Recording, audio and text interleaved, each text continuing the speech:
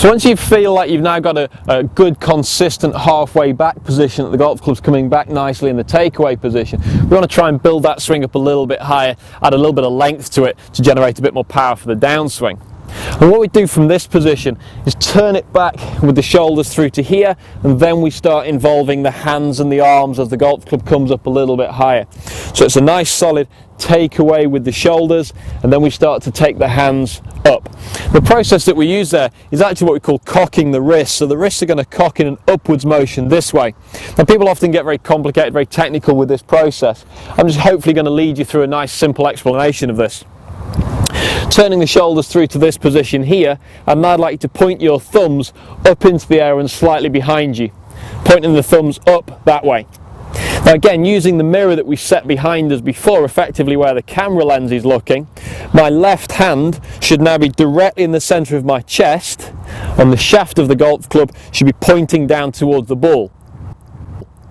So, too far behind me, too flat; too far in front of me, too steep.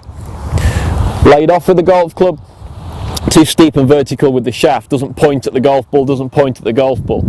So we've got turning the chest and the shoulders first, hinging or cocking the wrists upwards, club should be right in the centre of my body with my left hand, and the shaft angle points directly down to the golf ball.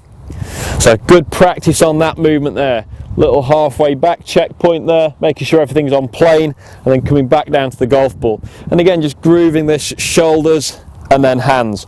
Initially that will feel a bit stop-start, a bit like you take it back and stop, and then you lift it up and stop. And eventually that movement will flow together, so soon it will just become shoulders and hands all linked together, and there's a nice transition phase through here where it just flows back into a full backswing. But those checkpoints again in the mirror is going to be turn it back and check, take it up and check. And once you can get that to happen nice and smoothly, we can then start to take the golf club even higher to the top of the swing.